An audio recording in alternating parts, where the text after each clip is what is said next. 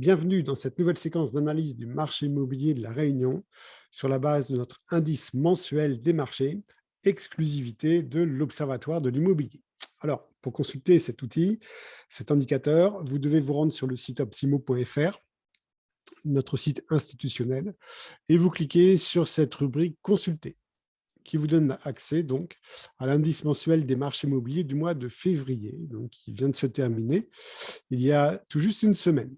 Alors, on avait laissé cet indice du mois de janvier sur une situation assez mitigée en raison d'un volume de vente très faible.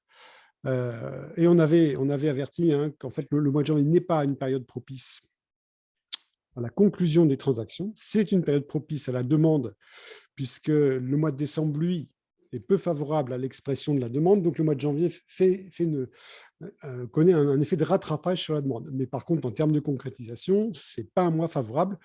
Et donc, nous étions impatients d'ausculter ce mois de février pour voir si le volume des ventes était reparti dans une forte hausse. Avant de nous intéresser à ce volume des ventes, on va démarrer par l'offre. Et un petit rappel pour ceux qui nous visitent pour la première fois. Donc, l'indice mensuel des marchés immobiliers mesure l'évolution mensuelle des quatre principales composantes du marché. Première composante, c'est l'offre de biens disponibles. Deuxième, les délais de vente. Ensuite, le volume des ventes. Et enfin, la demande d'acquisition. Tout cela limité, concentré sur l'île de la Réunion. L'offre de biens a pour base un indice de référence 100 fixé au mois de juin 2018. Donc, ça va bientôt faire 4 ans. Chaque mois, donc, on mesure le volume de cette offre de biens et on le rapporte à l'indice 100. Là, on s'aperçoit immédiatement qu'en fait, on est arrivé en février à l'indice 50, à l'issue d'une longue baisse. On est parti donc à l'indice 100 en juin 2018 et depuis, on baisse inexorablement. En janvier, nous étions à l'indice 51 et voilà. Et bien, on a perdu le point qui nous sépare de l'exacte moitié. En 3 ans et demi, bientôt 4 ans. Ça veut dire qu'en fait, on est sur un marché, donc je le répète, en véritable pénurie de biens, puisque cette offre baisse singulièrement chaque mois pour atteindre aujourd'hui la moitié de ce qu'elle était il y a 4 ans, alors que la demande, on verra tout à l'heure, elle est en pleine santé. Alors, les régions les plus touchées, on a l'Ouest et le Sud. Donc, vous pouvez faire un focus sur les régions qui vous intéressent en la choisissant. Donc, par exemple, l'Ouest, nous sommes parvenus à un indice de niveau 46. C'est très faible. Vous voyez, on était à 100 en juin 2018 et là, on a eu un dernier décrochage à la fin de l'été européen. Donc, en juillet 2021, on était encore à l'indice 66. Et là, on est à 46. On a perdu 20 points en 6 mois. 20 points en 6 mois, c'est énorme. C'est énorme. Et l'autre région qui est atteinte, c'est le Sud. C'est le Sud, puisque là, nous sommes à 41. 41, c'est hallucinant. On a démarré de la même façon à l'indice 100 en juin 2018. Nous sommes parvenus maintenant à 41. Alors là, il n'y a pas eu de rupture en juillet. En juillet, on était déjà très bas puisqu'on était à 49. Voilà, là, on est à 41. Et le type de bien le plus affecté par cette pénurie, en fait, ce sont les maisons, puisque les maisons, on a 37. Vous voyez, indice 100, 37. Donc là, l'indice, je vous le rappelle, ne mesure pas une valeur absolue, la valeur absolue de l'offre, mais mesure l'évolution de l'offre. Alors, pourquoi le Sud est très atteint? C'est parce qu'en fait, quand on a créé l'indice en juin 2018, le Sud disposait d'une offre encore très importante. Donc, c'est lui qui a l'évolution la plus marquée. En valeur absolue, ça ne veut pas dire que c'est le Sud qui est le plus mal placé. Tout le monde sait que c'est l'Ouest et surtout le littoral Ouest.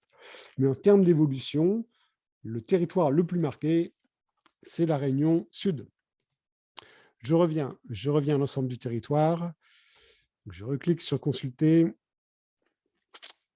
et on va s'intéresser à la demande, à l'opposé. À l'opposé, donc la demande, c'est l'expression, les requêtes d'acquisition. On est à l'indice 139, c'est bien. Vous vous souvenez qu'en décembre, on avait tiré une sorte de signal d'alarme, mais une sorte seulement, parce que le mois de décembre n'est pas un mois propice à la demande, c'est les fêtes, la fin d'année. Mais surtout parce que le mois de décembre, en fait, marquait un plus bas après 5 à 6 mois de chute régulière. Janvier a à nouveau explosé avec un niveau d'indice 152. c'est-à-dire plus de la moitié supérieure à ce que c'était à la création de l'indice début 2018. On pouvait penser que c'était un feu d'artifice, donc très éphémère. Eh bien non, le mois de février confirme. Le mois de février confirme, on est à 139. Voilà. On est à 139, donc la demande, en fait, reprend très fortement sur ces 2 premiers mois de l'année, après 5 mois de baisse que je n'explique pas. Que je n'explique pas. On ne fait que constater en temps réel l'évolution du marché. Voilà, donc la demande a redémarré depuis le mois de janvier, alors même que le contexte politique, je ne parle pas que de la France, hein, n'est pas du tout favorable. On revient un petit peu en arrière, hein, je vous remontre à nouveau, comme tous les mois, le monde d'avant, le monde d'après. J'allais dire le monde d'avant la guerre, le monde d'après la guerre. Ne faisons pas trop pessimistes. Non, il y a un monde d'avant le confinement, un monde d'après le confinement. En termes de demande d'immobilier à La Réunion, vous voyez, le confinement s'est terminé là en avril 2020. Pardon, il s'est terminé en mai 2020. Et la demande a explosé dès ce mois-là pour ne jamais redescendre à ce qu'elle était avant. Voilà, donc la demande, marché qui confirme son dynamisme sur janvier-février. Volume des ventes. Volume des ventes, on avait laissé un mois de janvier, donc pas bon. Mais là encore, le mois de janvier n'est pas un mois propice aux transactions. On avait hâte de voir ce que ça donnait au mois de février. Et bien, au mois de février, ça redémarre. Voilà, ça redémarre, on est à 127. Ça redémarre, donc on est au-delà de l'indice initial, mais c'est une performance relativement mitigée. Voilà. En fait, on a une perspective historique intéressante. Si on revient un an en arrière, donc en février 2021, c'est ici, on était à 158. 158, donc bien supérieur à ce mois de février 2022. Si je fais encore une année de recul, donc février 2020, 135. Voilà, 135, donc absolument équivalent à ce mois de février. Et février 2019, 142. Voilà. Donc, vous voyez, donc on est en fait, c'est mitigé parce que l'année 2021, en fait, depuis la fin du confinement, on est aussi dans un monde d'après. Hein, on s'est habitué à des scores énormes. Donc, du coup, mitigé parce que c'est quasiment identique à ce qu'on analysait avant le confinement de 2020. Voilà. Mais bon, ça reste très bon puisqu'on est à quasiment 140 sur un indice de base 100. Voilà. Et enfin, le délai de vente, on est à 90, c'est pas mal. On reste très long, hein, on est juste sous les 20 semaines. Et encore une fois, hein, je voudrais attirer l'attention des consultants de cette analyse. Vous voyez qu'on apporte toujours une synthèse en conclusion de l'analyse de chacune des composantes. L'offre de biens est en baisse forte, donc c'est un avantage pour les vendeurs qui se présentent aujourd'hui sur le marché. Les délais de vente sont également en baisse par rapport à l'indice de référence, donc c'est à nouveau un avantage vendeur. Le volume des ventes très au-delà de l'indice 100, avantage vendeur. Et in fine, la demande de biens 139, bien au-delà de l'indice de référence, avantage vendeur. Donc en fait, on se retrouve en synthèse sur ce marché du mois de février 2022 sur un marché totalement à l'avantage des vendeurs. Alors pourquoi on atteint ces délais de quasiment 5 mois? Je rappelle que ce sont des délais uniquement commerciaux, hein. Signature du mandat, signature du compromis. Donc, il n'y a pas du tout les délais de réitération de l'acte qui prennent pas mal de mois supplémentaires.